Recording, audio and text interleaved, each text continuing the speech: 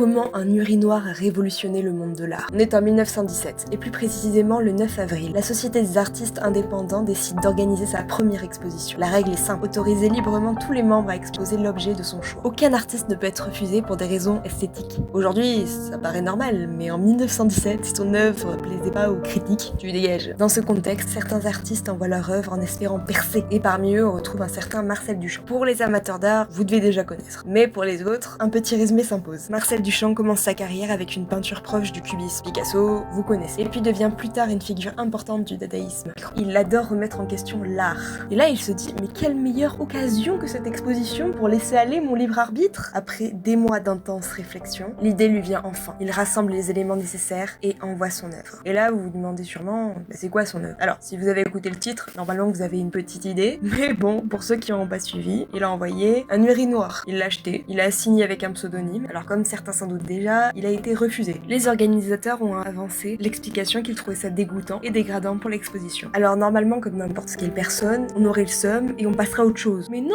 ce n'est pas de l'avis de Marcel Duchamp. Il décide tout simplement de quitter la société. Oui, parce que je l'ai pas dit, mais il en faisait partie. Ensuite, il publie un article dans le Lingman, c'est un peu le Times Square de l'époque, pour défendre son œuvre, toujours en restant anonyme. Il a demandé à son ami photographe Alfred Stieglitz de prendre une photo de son œuvre avec la légende l'objet d'exposition refusé par les indépendants. Et grâce à ça, son œuvre connaît un succès qui changera tout. Parce qu'au-delà du scandale, une vraie question apparaît. C'est quoi l'art au final?